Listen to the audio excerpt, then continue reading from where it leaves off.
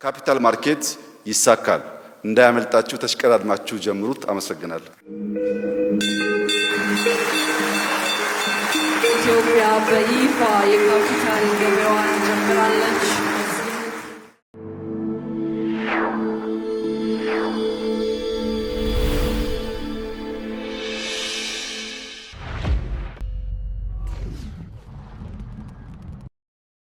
መንግስት ባለፈው 2016 ዓመት መገባደጃ ሊበራላይዜሽንን በይፋ መተግበሩን ተከትሎ በርካታ ማክሮ ኢኮኖሚያዊ እርምጃዎች እየተወሰዱ ናቸው። ከነዚህ ውስጥ እንደ ኢትዮ ቴሌኮም እና ኢንቨስትመንት ባንክ ከአክሲዮን ሽያጮች ይገኙበታል። ምንም እንኳን መንግስት ህብረተሰቡን አክሲዮን ግዙ ቢልም አንጋፋው የምጣኔ ሀብት ባለሙያ ክቡር ገና ግን ጤፍ መሸመት ለተሳነው አክሲዮን ግዛት በለው በሚል ርዕስ ባሰራጩት መጣጥፍ በብርቱ ተቃውሞታል። የአብን የፓርላማ አባሉ ደሳለኝ ጫኔም የኢትዮ ቴሌኮምን አክሲዮን ሽያጭ በተመለከተ በትናንትናው ዕለት ባሰራጩት ጽሑፍ በፍሬሕይወት ታምሩ የሚመራውን ኢትዮ ቴሌኮም ታሳፍራላችሁ፣ ሼም ኦኒው ሲሉ ገጽጸዋቸዋል። እነዚህን ጉዳዮች ዝርዝር አድርገን እንመለከታለን። አብረን እንቆይ።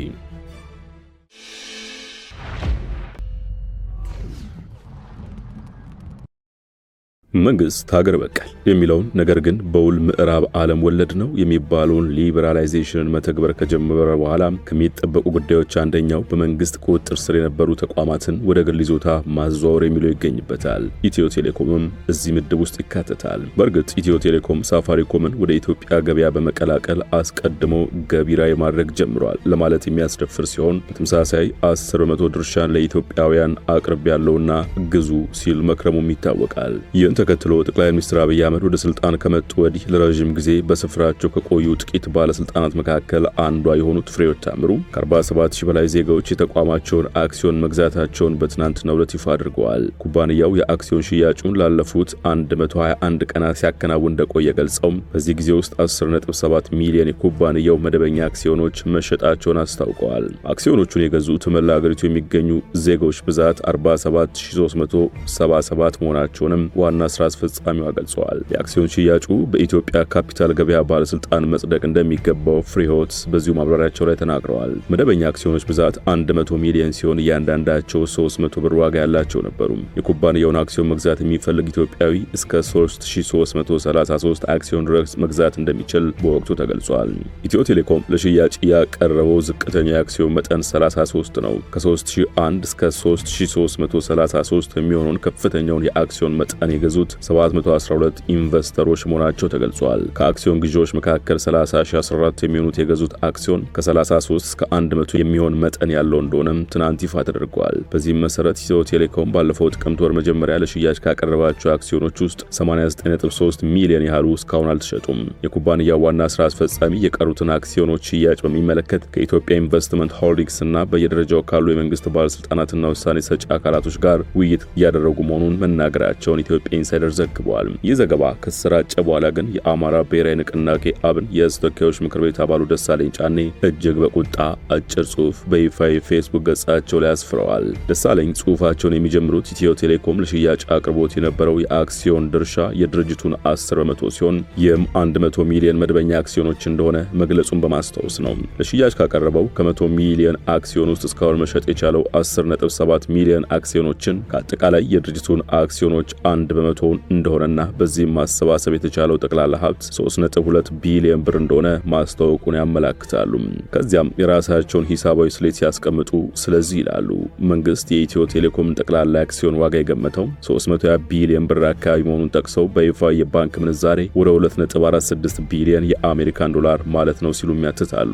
አክለውም ከ3 ዓመት በፊት በገንዘብ ሚኒስቴር ተቀጥሮ የኢትዮ ቴሌኮምን የሀብት ግምት የሰራው ዴሎይት የተባለው ዓለም አቀፍ ተቋም ያስቀመጠው የድርጅቱ የሀብት ግምት 30 ቢሊዮን ገደማ ሲሆን በወቅቱ በነበረው ምንዛሬም ወደ 1.6 ቢሊዮን የአሜሪካን ዶላር አካባቢ እንደነበረ አስታውሰዋል። የድርጅቱን አጠቃላይ የሀብት ግምት በይፋ ሳያሳውቅ አክሲዮን የሸጠው ቴሌ በወቅቱ ተገምቶ ከነበረው 1.6 ቢሊዮን የአሜሪካን ዶላር በላይ የሆነ የሀብት ግምቱ በተጋነነ ሁኔታ እንዲያድግ ተደርጎ 2.46 ቢሊዮን የአሜሪካን ዶላር ተደርጓል ማለት ነው ሲሉ መረዳታቸውን አስፍረዋል። ስለዚህ ላሉ ደሳለኝ ቴሌ በእያንዳንዱ የተሸጠ አክሲዮን ድርሻ ካለው ግምት በላይ 54 በመቶ አትርፎ ሽጧል። ሳያጣራ ተራሩጦ የገዛው አክሲዮን ገዢ ደግሞ ከከፈለው መጠን አንጻር ሪላቲቭ ቱ the amount paid ያጋጠማቸው ኪሳራ በእያንዳንዱ አክሲዮን 35 በመቶ የሚጠጋ ነው ማለት ነው ሲሉም ኮንነዋል።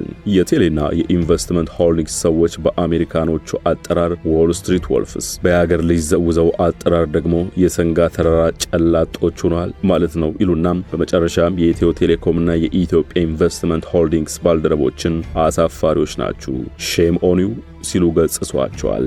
በርግጥ የአክሲዮን ሽያጭን በተመለከተ ትችቶችን የሚሰነዝሩት የፓርላማ አባሉ ደሳለኝ ጫኔ ብቻ አይደሉም። አንጋፋው የምጣኔ ሀብት ባለሙያ ክቡር ገና ጤፍ መሸመት ለተሳነው አክሲዮን ግዛት በለው በሚል ርዕስ ዘለግ ያለ መጣጥፍ አሰራጭተው ነበር። ባለሙያው እንዲህ ሲሉ ወደ ጭብጣቸው ይዘልቃሉ። ባለፉት ሳምንታት በኢትዮጵያ ለመጀመሪያ ጊዜ ሁለት የኢንቨስትመንት ባንኮች ተመሰረቱ ተባለ። አንዱ የኢትዮጵያ ንግድ ባንክ ያቋቋመው የኢንቨስትመንት ባንክ ሲሆን በግማሽ ሚሊዮን ዶላር ካፒታል መመስረቱና 70% ድርሻ የንግድ ባንክ ሆኖ ቀሪው ስሙ ያልተጠቀሰ የግል የአክሲዮን ባለድርሻ መሆኑም ተገልጿል። እንደምንጠረጥረው ይህ የግል የአክሲዮን ባለድርሻ የውጭ ባለሀብትም ሊሆን ይችላል ሲሉ ግምታቸውን ያስቀምጣሉ። በመላው ዓለም የፋይናንስ ጉዳዮችን በተመለከተ ተግባራዊ የተደረጉ አሰራሮችን ስንመለከት አንድ ቁም ነገር እንማራለን። ይኸውም አንድ ስለ ጥቅሙ ብዙ የተወራለትና በእጅጉ ተሽሞንሙኖ የቀረበ ነገር ለአንድ ተራ ግለሰብ ወይም አካል በስጦታም ሆነ በሽያጭ ሲቀርብለት ተጨባጭ ጥቅሙ ግን ወደ ሌላ ሰው ወይም አካል እንደሚዛወር ነው። የኢትዮጵያ ንግድ ባንክ ኢንቨስትመንት ባንክ ስራ አስኪያጅ ስለ ተቋሙ ተልዕኮ ሲነግሩን ማንኛውም ኢትዮጵያዊ የአክሲዮን ድርሻ ባለቤት እንደሚሆኑና ሀብት ማካበት እንደሚችል ገልጸውልናል የሚሉት ክቡር ይህ በባለስልጣናት የሚሰጥ የተለመደ የተስፋ ቃል ነው ሲሉ ይበይኑታል።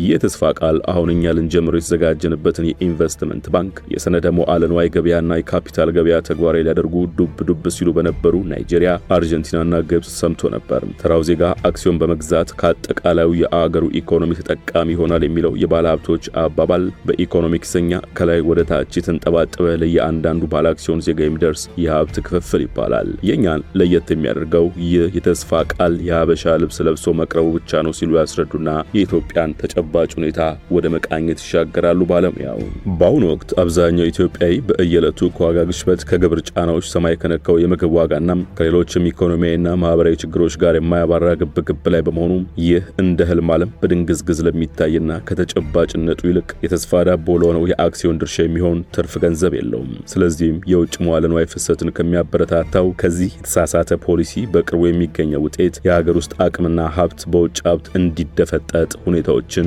ምቹ ማድረግ ነው ይላሉ። አዲሱ የኢትዮጵያ ንግድ ባንክ የኢንቨስትመንት ባንክ የሀገሪቱን ትልልቅ የመንግስት የልማት ድርጅቶችን በአክሲዮን ሽያጭ ወደ ግል ለማዛወር ያማትር ይሆናል። ምናልባት የኢንቨስትመንት ባንኩ ገናናውን ኢትዮጵያ አየር መንገድን በአክሲዮን ድርሻ ሽያጭ ወደ ግል ለማዛወር ይከጅል ይሆናል። በመላው የአፍሪካ ሰማይ ላይ ከማንኛውም የአፍሪካ አየር መንገዶች በላይ የሚበረውና እንደ ብሔራዊ ኩራት የሚታየው ይህ የመንግስት የልማት ድርጅት እውን ለሽያጭ ይቀርባል የሚለው ግምት ወደፊት የሚረጋገጥ ይሆናል። በርካቶች ይህን የአክሲዮን ድርሻ ሽያጭ ጉዳይ ባለሀብቶችና ባለስልጣናት እንደሚሉት የሀብት ባለቤትነትን ለዜጎች በሚዳረስ መልኩ የማስፋት ሳይሆን በጥቂት አቅም ባላቸው አካላት በተለይም በውጭ ባለሀብቶች መዳፍ ስር እንዲገባ ማድረግ ነው ሲሉ ውሃ የሚቋጥር ስጋታቸውን ይገልጻሉ። በሌላ አነጋገር ጡንቻቸው የፈረጠመ የውጭ ባለሀብቶች አንድ አትራፊና አዋጭ የአገር የመንግስት የልማት ድርጅት ወደ ግል ለማዛወር የሚደረገው ጥረት ምርጥ ኤክስፐርቶቻቸውን በማሰለፍ ድርጅቱን ወደ ግል የማዛወሩን ሂደት በከፍተኛ ፍጥነት ያቀላጥፉና በመጨረሻም ራሳቸው ይገዙታል ሲሉ አፍታተውታል። አክለውም ኢትዮጵያ በአሁኑ ወቅት ከቅኝት ውጪ ከሚደንስ ሰው ጋር ትመሳሰላለች ሲሉ የሚመስሏት ክቡር ገና በአንድ በኩል የውጭ ባለሀብቶች በሀገር ውስጥ መዋለ ንዋያቸውን እንዲያፈሱ ለማማለል ትጥራለች። በሌላ በኩል ደግሞ የሀገር ውስጥ ኢኮኖሚውን መፈናፈኛ በማሳጣት አፍና ይዛለች። ውጤቱም በአንድ ገጹ ለቢዝነስ ክፍት የሚመስል በሌላ ገጹ ደግሞ ዝግ የሆነ የተቃወሰ ፖሊሲ ሆኖ ተገኝቷል ሲሉ ይበይኑታል። የኢትዮጵያ ኢኮኖሚ ከግዙፍ ፊኛ ጋር የሚመሳሰል ሲሆን የሀገሪቱ ኢኮኖሚ እንደ ግዙፉ ፊኛ በመጠኑ ትልቅ ሆኖ የሚታይ ሲሆን ውስጣዊ አወቃቀሩ ግን አቅመ ቢስ ነው። የኢትዮጵያ ኢኮኖሚ የተመሰረተው ለኑሮ ውድነትና ለውጭ ምንዛሪ እጥረት በሚዳርግ በብድር ገንዘብ በተገነቡ መሰረተ ልማቶች በዓለም ገበያ በየወቅቱ ዋጋው በሚዋዥቅ የጥሬ ዕቃ የውጪ ንግድ ዛሬ በጥሩ ሁኔታ እያንሰራራ ነው ሲባል ነገ አንዲት ፖለቲካዊና ማህበራዊ አለመረጋጋት ሲከሰት ድርግም ብሎ በሚጠፋ የውጭ መዋለ ንዋይ ላይ ነው። በእንቅርት ላይ ጆሮ ደግፍ እንደሚባለው ሁሉ ይኸው የኢንቨስትመንት ባንክ የሚባል አጀንዳ መጥቶልናል ሲሉም ይቀጥላሉ። ለዛውም በግልጽ ይፋ ያልተደረገና ከመጋረጃ በስተጀርባ ያደፈጠ የውጭ ባለሀብት በአጋርነት የባለቤትነት ድርሻ የሚይዝበት። እናም በዚህ ሁኔታ ነው ተራው ዜጋ ወደ ግል የሚዛወሩ የመንግስት የልማት ድርጅቶች ባለአክሲዮን ሆኖ ፍትሃዊ የሀብት ክፍፍል ተጠቃሚ ይሆናል እየተባለ የሚሰበከው ሲሉ ይኮንናሉ። ከዚህ የኢንቨስትመንት ባንክን በለው የሰነደ መዋዕለ ንዋይ ገበያ ወይም የካፒታል ገበያ ከሚባለው በአሁኑ ወቅት አየሩን ከሞላው አሸሼ ገዳሜ የሚጠቀመው ማን ነው? በእውነት ከዚህ ግርግር የሚጠቀመው ከትልቁ ሀገራዊ ድፎ ዳቦ ድርሻን ታገኛለህ እየተባለ የሚሰበከው ተራው የኢትዮጵያ ዜጋ ነው ወይስ ተሽቀዳድመው በመጀመሪያው ረድፍ ላይ የተሰለፉት ውስጥ ታዋቂ ልሂቃንና የውጭ ባለሀብቶች ናቸው? አንዳንድ ወገኖች የኢንቨስትመንት ባንክ የሰነደ መዋዕለ ንዋይ ገበያና የካፒታል ገበያ እንደ ኢትዮ ቴሌኮምና የኢትዮጵያ አየር መንገድ ባሉ የሀገር ሀብቶች ውስጥ የአክሲዮን ድርሻ እንዲኖራቸው ማድረግ ሀብት እንዲያፈሩ ምቹ ሁኔታ ይፈጥራል ብለው እንደሚከራከሩ አውቃለሁ የሚሉት ክቡር የብዙ ሀገራት ተሞክሮ እንደሚያሳየን ጠንካራ ተቋማት በሌሉበት አቅም ያለው ሕግና ስርዓት ባልተፈጠረበትና ብሔራዊ ጥቅሞችን ለማስከበር የሚያስችል እቅድና አሰራር ባልተዘረጋበት ሁኔታ የአንዲት ታዳጊ ሀገር አትራፊና ወሳኝ የልማት ድርጅት በከፊልም ሆነ በሙሉ ለሽያጭ ሲቀርብ የውጭ ባለሀብቶች ዙሩን በማክረር በዜጎች መካከል አካታች የሀብት ክፍፍል እውን ያደርጋል ተብሎ የተሰበከለት የሰነደ መዋዕለ ንዋይ ገበያ በጥቂት የውስጥ ታዋቂ ግለሰቦችና ውጭ ባለሀብቶች መዳፍ ስር ይወድቃል ሲሉ አስጠንቅቀዋል። እናም የሰሞኑ የኢንቨስትመንት ባንክ የሰነደ መዋዕለ ንዋይ ገበያና የካፒታል ገበያ ርዕሰ ጉዳይ የብር ለኢትዮጵያ ኢኮኖሚ እድገት እንዲፈይድ ከተፈለገ በሰከነ መንፈስና በተረጋጋ ስርዓት በጥንቃቄ መመራት አለበት።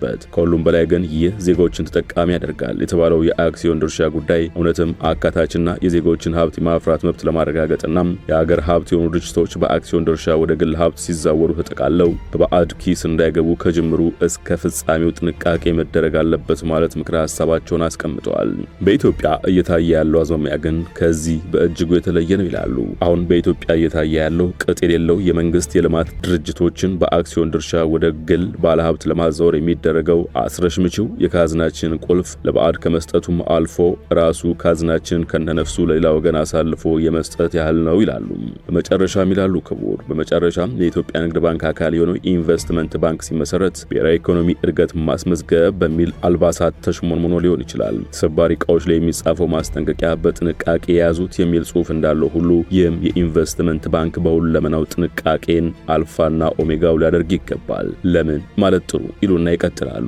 እንደ ኢትዮጵያ ንግድ ባንክ ያለ የመንግስት ባንክ በስም ካልተጠቀሰው ውጪ ባለሀብት ጋር በሽርክና ኢንቨስትመንት ባንክ መስርቶ ለህዝቡ የአክሲዮን ድርሻ እንደሚሸጥ በስፋት ካወራ ችግር አለ ማለት ነው። በተለያዩ ሀገራት የታየው ተመሳሳይ ልምድ እንደሚያረጋግጠው ይህ ሂደት በዜጎች መካከል አካታችና ፍትሃዊ ሀብት ክፍፍል የሚያሰፍን ሳይሆን የግል ኮርፖሬሽን ተጠቃሚነትን እውን የሚያደርግ ሲሆን የታየ ነው ሲሉም አመሳክረዋል። እዚህ ላይ መከራከሪያ ኢትዮጵያ ለውጭ ባለሀብቶች በጭራሽ በሯን መክፋት የለባትም የሚል አይደለም የሚሉት የምጣኔ ሀብት ባለሙያው ክቡር ገና በእርግጥ ሀገራችን በሯን ለውጭ ቀጥታ ኢንቨስትመንት መክፈት አለባት። መሰረታዊ ጥያቄው እንዴት፣ ለማንና የትኛውን ግብ ለማሳካት የሚለው ነው ሲሉ ጽፈዋል። እነዚህን መሰረታዊ ጥያቄዎች በአግባቡ ሳንመልስ ቀርተን ግርግሩ፣ መደናበሩ፣ ሆይሆታው በዚሁ የሚቀጥል ከሆነ እንበል የዛሬ 10 ዓመት ስንባንን ይህ ብዙ የተደሰኮረለት የአክሲዮን ገበያ በጥቂት ብልጣብልጥ የሀገር ውስጥ ሊቃንና የውጭ ባለሀብቶች መዳፍ ስር ወድቆ እናገኘዋለን።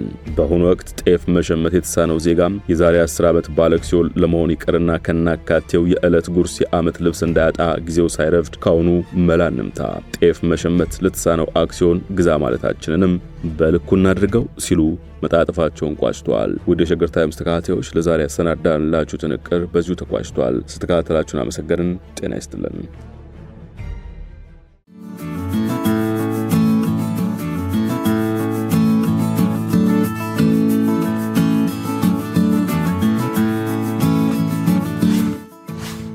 ሸገር ታይምስ ሚዲያን ሰብስክራይብ በማድረግና ደወሉን በመጫን ይከተሉን።